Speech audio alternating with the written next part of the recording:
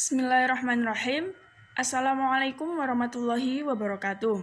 Kami dari kelompok 11 akan mempresentasikan hasil kerja kami atau pengerjaan makalah kami dengan materi kurikulum 2013.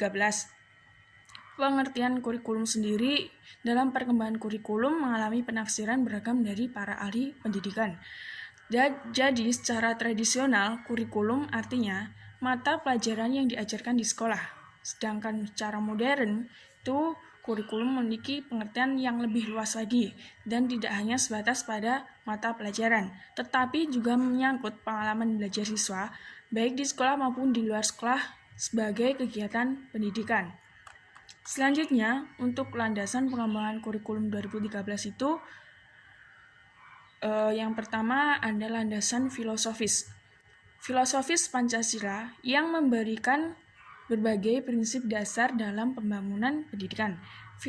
Filosofis pendidikan yang berbasis pada nilai-nilai luhur, nilai akademik, kebutuhan peserta didik, dan masyarakat. Selanjutnya, landasan yuridis. Secara yuridis, kurikulum adalah suatu kebijakan publik yang didasarkan kepada dasar filosofis bangsa dan keputusan yuridis di bidang pendidikan. Landasan yuridis kurikulum adalah Pancasila dan Undang-Undang 1945, Undang-Undang Nomor 20 Tahun 2003 tentang Sistem Pendidikan Nasional, Peraturan Pemerintah Nomor 19 Tahun 2005 dan Peraturan Menteri Pendidikan Nasional Nomor 23 Tahun 2006 tentang standar kompetensi lulusan dan Peraturan Menteri Pendidikan Nasional Nomor 22 Tahun 2006 tentang standar isi. Selanjutnya, untuk landasan konseptual, yang pertama itu relevansi pendidikan, yang kedua kurikulum berbasis kompetensi dan karakter, yang ketiga pembelajaran konseptual, yang keempat pembelajaran aktif, yang kelima penilaian yang valid, utuh, dan menyeluruh. Selanjutnya, landasan teoritis. Kurikulum dikembangkan atas dasar teori pendidikan berdasarkan standar dan teori pendidikan berbasis kompetensi.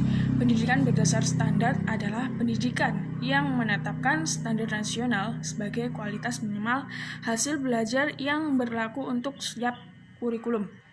Selanjutnya, yang terakhir, landasan empiris. Berbagai perubahan telah terjadi di Indonesia. Jadi, kemajuan terjadi di beberapa sektor di Indonesia. Namun, di beberapa sektor yang lain, khususnya pendidikan Indonesia, tetap tinggal di tempat atau bahkan mundur. Selanjutnya, untuk prinsip-prinsip pengembangan kurikulum. Sesuai dengan kondisi negara, kebutuhan masyarakat, dan berbagai perkembangan serta kurikulum 2013, perubahan yang sedang berlangsung dewasa ini dalam pengembangan kurikulum berbasis karakter dan kompetensi perlu memperhatikan dan mempertimbangkan prinsip-prinsip sebagai berikut. Yang pertama, salah satu prinsipnya adalah pengembangan kurikulum dilakukan mengacu pada standar nasional pendidikan untuk mewujudkan tujuan pendidikan nasional. Yang kedua, kurikulum pada semua jenjang dan jenis pendidikan dikembangkan dengan prinsip diverifikasi sesuai dengan satuan pendidikan. Yang ketiga, mata pelajaran merupakan wahana untuk mewujudkan ketercapaian kompetensi. Yang keempat, SKL dijabarkan dari tujuan pendidikan nasional dan kebutuhan masyarakat negara serta perkembangan global. Yang kelima, standar isi dijabarkan dari SKL.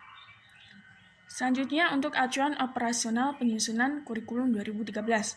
Kurikulum 2013 disusun dengan memperhatikan hal-hal sebagai berikut. Yang pertama, peningkatan iman dan takwa serta akhlak yang mulia. Yang kedua, kebutuhan kompetensi masa depan.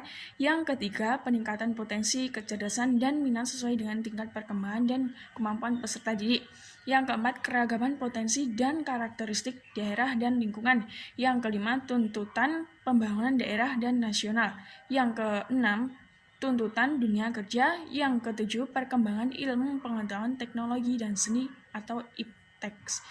Yang ke-8, agama, dan yang terakhir itu dinamika perkembangan global.